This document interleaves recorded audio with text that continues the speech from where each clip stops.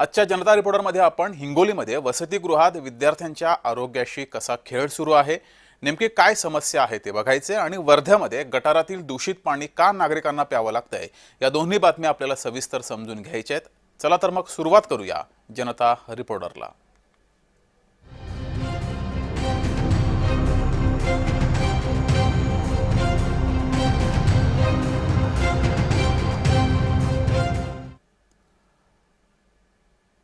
सुरुवातीलाच बातमी आहे हिंगोलीमधून। हिंगोलीमध्ये वसतिगृहातील विद्यार्थ्यांच्या आरोग्याशी खेळ सुरू आहे। निकृष्ट दर्जाचं भोजन आणि पिण्यासाठी निकृष्ट दूषित असं पाणी दिलं जात आहे। कडाक्याच्या थंडीत थंड पाण्याने अंघोळ करण्याची वेळ या विद्यार्थ्यांवर आली आहे। हिंगोलीच्या कळमनुरी येथे समाज कल्याण विभागाच्या वतीनं चालवल्या जाणाऱ्या भारतरत्न डॉक्टर बाबासाहेब आंबेडकर मागासवर्गीय मुलांच्या वसतिगृहात वरिष्ठांच्या दुर्लक्षामुळे विद्यार्थ्यांच्या आरोग्याशी खेळ खेळला जातोय। निकृष्ट दर्जाचं भोजन आणि पिण्यासाठी पाणी सुद्धा नाहीये आणि जे पाणी येतं ते सुद्धा दूषित असल्याचं समोर आलंय। विद्यार्थ्यांना भर थंडीमध्ये थंड पाण्याने आंघोळ करण्याची वेळ आली आहे। ग्रामीण भागातून शिक्षणासाठी आलेल्या विद्यार्थ्यांचे प्रचंड हाल होत आहेत। या संदर्भात विद्यार्थ्यांकडून वारंवार तक्रारी सुद्धा केल्या गेल्या। वसतिगृह परिसरामध्ये स्वच्छता नाही, भातामध्ये अळ्या निघत आहेत तर डाळीमध्ये किडे निघतायत, पोळ्या देखील कच्च्या दिल्या जात आहेत। वॉर्डनकडे तक्रार केल्यास तुम्ही जेवण कमी खा म्हणजे चांगलं जेवण देता येईल असं बोलत असल्याचा विद्यार्थ्यांनी वरिष्ठांकडे तक्रारीमध्ये आरोप केलाय।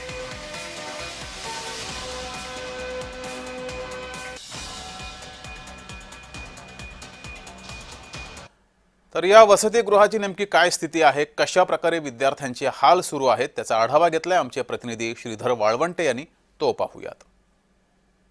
समाज कल्याणच्या माध्यमातून हिंगोली जिल्ह्यामध्ये मागासवर्गीय वसतिगृह जे चालवण्यात येत आहे, डॉक्टर बाबासाहेब आंबेडकर मागासवर्गीय वसतिगृह आहेत आणि याच वसतिगृहाचा देखील भोंगळ कारभार जे आहे ते हिंगोलीच्या कळमनुरी परिसरामध्ये उघडकीस आलाय। यामध्ये विद्यार्थ्यांना निकृष्ट पद्धतीचं जेवण मिळत होतं। यामध्ये भातांमध्ये आळ्या देखील आढळून आलेल्या आहेत, वरणामध्ये खडे देखील आढळून आलेले आहेत। व्यवस्थितपणा जेवण मिळत नसल्याचा आरोप देखील विद्यार्थ्यांनी केला आहे। खरं म्हणजे हिंगोली जिल्ह्यामध्ये 8 या ठिकाणी वसतिगृह आहेत। यामध्ये मुलींचे 4, मुलांचे 4 आणि एक स्थानिक जे शाळा आहे, असे एकंदरीत 9 मागासवर्गीय वसतिगृह आहेत। आणि याच वसतिगृहामध्ये जे आहे ते मागील अनेक दिवसापासून विद्यार्थ्यांची हेळसांड देखील होत होती।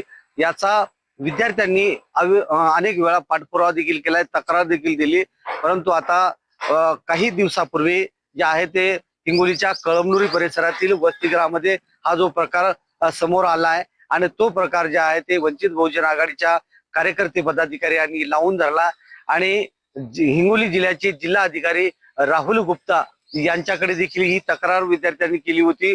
परंतु सध्या तरी समाज कल्याण विभागाच्या वतीने जिल्हाधिकारी यांना आदेश देखील दिले की जो कोणी दोषी असेल त्या दोषीवर कारवाई करण्यासाठी आता सध्या तरी या विद्यार्थ्यांना गैरसोय होत होती। थंडीचे दिवस असताना देखील गिझरचा वापर होत नव्हता, थंड पाण्याने स्नान करावं लागत होतं, परिसरामध्ये स्वच्छता देखील नव्हती। अशा विविध योजना ज्या आहेत ते प्रशासनाकडून मिळायला पाहिजे, त्या विद्यार्थ्यांना मिळत नसल्याची तक्रार देखील वारंवार विद्यार्थ्यांनी केली असता आता जिल्हाधिकारी प्रशासन या दोषीवर काय कारवाई करणार आहे हे देखील पाहावं लागणार आहे। श्रीधर वाळवंटे, जय महाराष्ट्र न्यूज, हिंगोली। तर इथल्या विद्यार्थ्यांसोबत बातचीत करून त्यांच्या नेमक्या काय समस्या आहेत त्या सुद्धा समजून घेतल्यात आमचे प्रतिनिधी श्रीधर वाळवंटे यांनी, त्याही पाहूयात। हिंगोली जिल्ह्यातल्या कळमनुरी, वसमत, शेनगाव या तीनही तालुक्यामध्ये संपूर्ण जिल्हाभरामध्ये समाज कल्याणच्या माध्यमातून चालविल्या जाणाऱ्या डॉक्टर बाबासाहेब आंबेडकर मागासवर्गीय विद्यार्थी वसतिगृहामध्ये एक प्रकार असा झाला आहे की जेवणामध्ये जे आहे ते आळ्या सापडलेल्या आहेत। अनेक या ठिकाणी तक्रार देखील विद्यार्थ्यांनी केलेली आहे आणि या संदर्भात जे आहे ते वंचित बहुजन आघाडीच्या वतीनं हा प्रश्न मोठ्या प्रमाणात उचलून धरला होता। आज आपल्यासोबत काही विद्यार्थी आहेत की या ठिकाणी बाळा तू सांग मला की नेमकं काय प्रकार घडला होता। सर, माझ्या वर्णामध्ये आळ्या आढळल्या होत्या। सकाळी आपण जो नाश्ता करतो त्याच्यामध्ये आपल्याला समजा किडा वगैरे राहते ना, ते आढळला होता। आमच्या गरम पाणी राहते ते मिळत नव्हतं आम्हाला। काय आणखीन काय समस्या होत्या? आणखीन किचनमध्ये आम्ही जेव्हा नाश्ता घ्यायला जाऊ लागलो तेव्हा तेथील तो कर्मचारी किंवा स्वयंपाकी तो असतो, तो आमचं गैरवर्तन केलं. त्यानंतर आम्ही त्याला बोललो, बा नाश्त्यात तुम्ही बराबर द्या. तो म्हणला की बाहेर जा, व्हिडिओ काढू नका. त्यानंतर तो म्हणला की तुम्ही जाऊ शकता. त्यानंतर आम्ही सर्व मुले गेलो आणि मुलांनी व्हिडिओ काढला. तो व्हिडिओ डिलीट करायला सांगितला आणि जेवणामध्ये आळ्या हे निघू लागल्या. त्याला 2-3 खेळ आम्ही तक्रार दिली, मात्र याच्यावर काही घेतलं नाही. काय नेमक्या आणखीन काय जेवणामध्ये प्रकार होत होता याची तक्रार काय केली होती का? चपात्या वगैरे व्यवस्थित भाजत नव्हत्या. त्यांना सांगले की ते चपाती अपशब्द वापरायचे, सांगायचे कुणाला कंप्लेंट करायची करा असे काय म्हणायचे. चांगले व्यवस्थित देत नव्हते. तेव्हा वंचित बहुजन आघाडीने आम्हाला साथ दिली. तर राजूभाऊने आमचं हे केलंय, मुद्दा उचलला आणि आम्हाला साथ दिली राजूभाऊने. या वसतिगृहामध्ये तू कितवीला आहेस, कधीपासून राहतोस, कसं या ठिकाणी व्यवस्था होती जेवणाची? मी 2023 पासून राहतो. म्हणजे आता 2026 चालू आहे. म्हणजे 2 वर्ष होतात आता मला. पहिले तरी सरकारी कर्मचारी होते. सरकारी कर्मचाऱ्याच्या बदल्या झाल्या. आता मेसला वलती 2-3 महिने वाईट. तर स्टार्टिंगला महिनाभर चांगलं केलं. आता माग दिवाळीनंतर त्याने काही बरोबर केलं नव्हतं. आणि जसं की आम्ही काही हे अडचण आल्यास आम्ही सांगायला गेलो की ते कर्मचारी तिथला आचार्य येते, ते आम्हाला बोलू देत नव्हते. आम्हाला मेसच्या बाहेर काढायला लावायचे. कारण की आम्ही एका दिवशी आळ्या ते फोटो दाखवायला गेलो तर त्यांना आम्हाला धमकी दिली, फोटो डिलीट करा आणि बाहेर जा. या ठिकाणी जे विद्यार्थ्यांचं जे होत आहे हेळसांड, या ठिकाणी आता हा मुद्दा जो आहे तो कुठपर्यंत ऐरणीवर येणार आणि संबंधित दोषीवर कधी कारवाई होणार हेही पाहावं लागणार आहे. श्रीधर वाळवंटे, जय महाराष्ट्र न्यूज, कळमनुरी, हिंगोली. तर या विद्यार्थ्यांनी गृहपालाला तत्काळ तक्रार केली होती, मात्र यावर कोणताही मार्ग काढला नाही. त्यामुळे गृहपालाला कामावरून कमी करण्यात आलेला आहे आणि संबंधित ठेकेदारावरही कारवाई केली आहे. याचबरोबर वसतिगृहात विद्यार्थ्यांच्या काही अडचणी होत्या, त्या अडचणींचा निपटारा केला आहे अशी तक्रार विद्यार्थ्यांनी वॉर्डनकडे करण्यापेक्षा माझ्याकडे केली असती तर आज ही वेळ आली नसती. यापुढे विद्यार्थ्यांच्या जीवाशी जो कोणी खेळ खेळेल त्याची आम्ही गय करणार नसल्याचं समाज कल्याण विभागाकडून सांगण्यात आलंय. प्रशासनानं सुद्धा या संदर्भात प्रतिक्रिया दिलेली आहे. जिल्हाधिकाऱ्यांची सुद्धा प्रतिक्रिया आलेली आहे, त्या पाहूयात. कळमनुरीमध्ये समाज कल्याणच्या एक सभागृहामध्ये असा आज एक न्यूज आम्हाला आलेली आहे, ज्याच्यामध्ये जे आहे खाण्यामध्ये जे आहे ते प्रकाराचे एक इन्सेक्ट्स प्रमाणे दिसण्यात आलेले आहे. त्यामध्ये जे आहे आम्ही ऑलरेडी आमची जी समाज कल्याण डिपार्टमेंटची जी टीम आहे त्यांना ऑलरेडी इन्फॉर्म केलेलं आहे की त्याच्यामध्ये आज इन्स्पेक्शन करून जे आहे तातडीने आम्हाला ॲक्शनसाठी जे आहे प्रस्तावित करावा आणि जे कोणी तिथे संबंधित रिस्पॉन्सिबल असेल त्यांना तात्काळ जे आहे त्यांच्यावर ॲक्शन करून त्यांना पदावरून दूर करण्याची गरज असेल मग ते त्यांना दूर पण करावा. अहवाल कधीपर्यंत अपेक्षित आहे? अहवाल कारवाई संदर्भात काय डेडलाईन आहे प्रशासनाच्या वतीने? अहवाल मोस्टली कारण हे तात्काळचा विषय आहे, त्यामुळे आम्ही त्यांना हेच सांगितलेलं आहे की तात्काळ आज जे आहे ते आम्हाला अहवाल द्यावा. तरी पण जे आहे आता टीम घेऊन जाऊन त्याच्यामध्ये अहवाल तयार करण्यासाठी आम्ही त्यांना तात्काळ करून घेण्यास सांगितलंच आहे. त्यामुळे आपल्याला लवकरच ॲक्शन म्हणून जाते. वसतिगृहामध्ये जे त्या दिवशी जेवणामध्ये अळी आणि निघाली होती त्या अनुषंगाने आम्ही संबंधित गृहपालांना तात्काळ काढून टाकलेले आहे. संबंधित ठेकेदारांची पण कारवाई केलेली आहे. त्यानंतर वसतिगृहामध्ये विद्यार्थ्यांच्या काही अडचणी होत्या किरकोळ, त्या देखील आम्ही स्वतः प्रत्यक्ष त्या ठिकाणी दिवसभर बसून त्यांच्या अडचणी जाणून त्याचा निपटारा केलेला आहे. विद्यार्थ्यांनी यापूर्वी माझ्याकडे कुठल्याही स्वरूपाची तक्रार दिलेली नाही. जर तक्रार दिली असती तर यापूर्वीच त्याचा निराकरण झालं असतं आणि ही वेळ विद्यार्थ्यांवर आली नसती. मेसच्या संदर्भामध्ये पण जे पुरवठादार आणि विद्यार्थ्यांचं नेहमीच कुरबुरी होत होत्या त्याबाबत आम्ही सर्व हे कमी काढून टाकलेले आहेत आणि जी कंपनी आहे ज्यांच्याकडे भोजन ठेका दिलेला आहे त्यांना देखील नोटीस दिलेली आहे. त्यांच्यावर पण प्रशासकीय कारवाई करण्यासंदर्भात वरिष्ठ कार्यालयास कळवलेले आहे.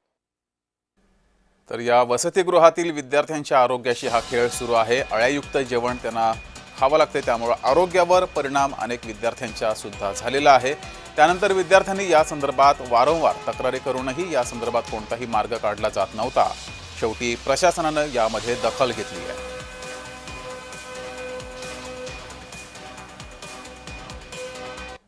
तर आपल्यासोबत या वसतिगृहातील विद्यार्थी जोडलेले आहेत, त्यांच्यासोबत बातचीत करूया. सचिन हा विद्यार्थी आपल्यासोबत आहे. किती दिवसापासून हा तुम्हाला त्रास आहे? किती दिवसांपासून तुम्हाला आळ्यायुक्त जेवण हे खावं लागतंय? आम्हाला 6 महिन्यापासून त्रास सहन करावा लागत आहे आणि हे जवळपास 6 ते 7 महिन्यापासून या अशाच प्रकारचे जेवण सगळ्या विद्यार्थ्यांना देण्यात येत आहे. मात्र मग या संदर्भात तुम्ही आवाज उठवला होता, कुणाकडे तक्रार केली होती?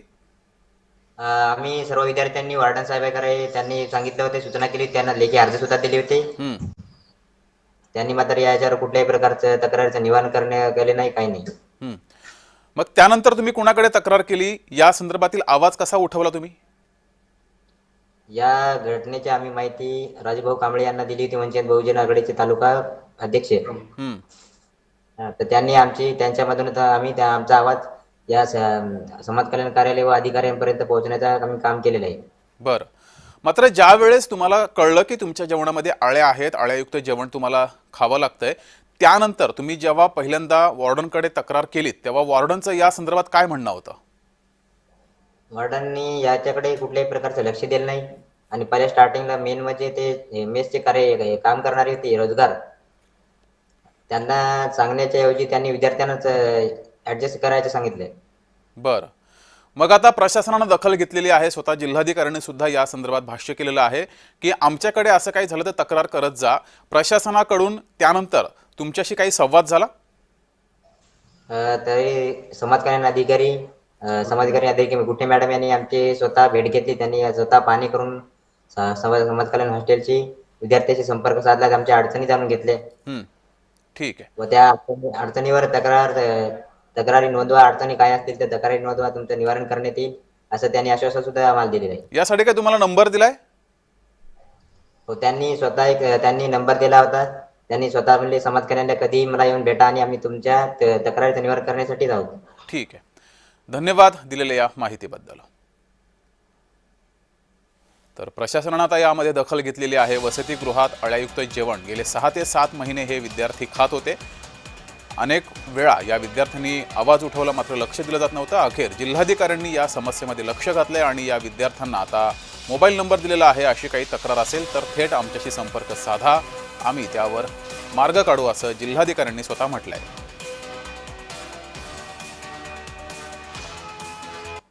तर आपल्यासोबत राजू कांबळे, वंचितचे कार्यकर्ते, हे सुद्धा जोडलेले आहेत. राजूजी, ज्या वेळेस तुमच्याकडे पहिल्यांदा या विद्यार्थ्यांनी तक्रार केली त्यानंतर तुम्ही या संदर्भात मार्ग काढण्यासाठी काय पाऊल उचललं? सर, आवाज येतोय माझा? हा, येतोय, बोला. नमस्कार सर. सर्वप्रथम जय महाराष्ट्र न्यूज चॅनलचे मी खूप आभार मानतो की त्यांनी एवढा मोठा गंभीर गोरगरिबांच्या लेकरांचा प्रश्न पूर्ण महाराष्ट्रभर लाईव्ह दाखवण्याचं काम केलंय, त्याबद्दल मी मनापासून त्यांचे आभार मानतो. सर, जी काही सध्याची जी परिस्थिती आहे, मी सांगतो की जिल्हाधिकारी साहेब आणि समाज कल्याण अधिकारी यांनी फक्त झोपेचं सोंग घेतलेलं आहे. त्यांनी पळवाट काढायचा पुरेपूर यामधून मार्ग काढलाय. गेली 7 ते 8 महिन्यापासून विद्यार्थ्यांना तेथील असणारे जे आडमुठ वागणारे जे वार्डन आहेत, त्या वार्डनला सतत त्यांनी त्यांच्या अडचणी सांगितल्या, परंतु वार्डनचं असं सतत म्हणणं आलं की आळे आणि किडे विद्यार्थी त्या जेवणामध्ये टाकतात. वरतून मेलेली आळी चलत आहे का, चलून दाखवा, ही सुद्धा त्यांची भाषा आहे. त्यांच्याकडे रेकॉर्डिंग सुद्धा विद्यार्थ्यांकडे ती उपलब्ध आहे.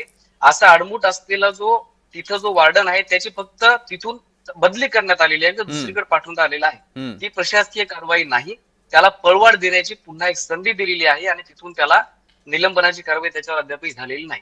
दुसरी गोष्ट मला किंवा ते समाज कल्याण मॅडमची की ते म्हणतात की किरकोळ अडचणी, गेली 2 महिन्यापासून गिझर नाही. आपण बघताय महाराष्ट्रामध्ये कडाक्याची थंडी आहे आणि या थंडीमध्ये विद्यार्थी थंड पाण्यामध्ये 2 महिन्यापासून गिझर बंद असल्यामुळे आंघोळ करत आहेत, त्या अडचणीचा सामना करत आहेत आणि समाज कल्याण अधिकाऱ्यांनी किरकोळ बाब वाटत आहे. ज्या ठिकाणी रविवारी म्हणजे 1 तारखेला ज्या ठिकाणी आम्ही स्पॉट केले, विद्यार्थ्यांनी वारंवार वार्डनला सांगून दमदाटी केली, टेंडर ज्याच्याकडे आहे त्यानं दमदाटी केली, वार्डन दमदाटी केली. गोरगरिबाचे लेकर आहेत, मागासवर्गीय आहेत, घाबरून राहतात, पालकही घाबरून राहतात. तिथंच असं एका घोडी नावाच्या 8वीच्या विद्यार्थ्यासोबत हाच विषय झाला होता. त्याला आवाज उचलण्याचं काम केलं होतं, परंतु त्याच्या पालकांना बोलून त्यांना धमकी देण्यात आली होती की तुमच्या विद्यार्थ्यांना काढून देतो. तेव्हा सुद्धा हेच वार्डन होते आणि टेंडर ज्याच्याकडे होतं त्याच्यावर रद्द करायचं सोडून, त्याच्यावरती गुन्हे दाखल करायचे सोडून, वार्डनला निलंबित करायचं सोडून यांनी फक्त थातूर मातूर प्रशासकीय कारवाईचा जो पळवाट असतात ती पळवाट काढलेली आहे. अद्यापही ठोस कारवाई त्यांनी काहीही केलेली नाही. ही फक्त दिशाभूल करण्याची समाज कल्याण अधिकाऱ्यांकडून एक मॅनेजमेंटचा भाग आहे. मी या सगळ्यांचे मिळून हे मॅनेजमेंट आहे, हा आमचा त्यांच्यावरती सतत आपला जी आरोप मात्र आहे. आता जिल्हाधिकाऱ्यांनी, राजूजी, जिल्हाधिकाऱ्यांनी आता दखल घेतलेली आहे. त्यांची प्रतिक्रिया आपण काही वेळापूर्वी पाहिली आणि त्यांनी थेट आता विद्यार्थ्यांना मोबाईल नंबर दिलेला आहे आणि अशी काही समस्या असेल तर थेट आमच्याशी संपर्क साधा, आम्ही त्यावर तोडगा काढू असं म्हटलेलं आहे. ही कारवाई कितपत तुम्हाला योग्य वाटते, यावर तुम्ही समाधानी आहात?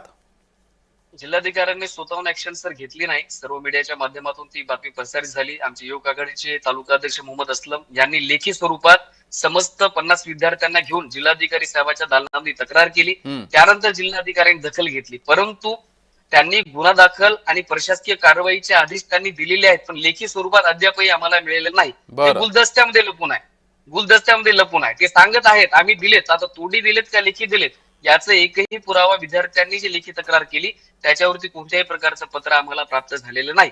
राहिला प्रश्न या सर्व अडचणीचा, तर मी तुम्हाला सांगतो की हिंगोली जिल्ह्यामध्ये जवळपास 8 मुलांची वसतिगृह आहेत आणि एक मुलींची निवासी शाळा आहे जी कळमनुरी तालुक्यामध्ये आहे. पूर्ण जिल्ह्यामध्ये 8 हॉस्टेल्स आहेत. त्याच्यामध्ये जवळपास 800 जवळपास 100 विद्यार्थी, म्हणजे 800 म्हणजे 200 आणि 900 विद्यार्थी त्याच्यामध्ये आहेत. 3 वर्षाआधी मुलींच्या वसतिगृहामध्ये हाच घाणेरडा प्रकार झाला होता.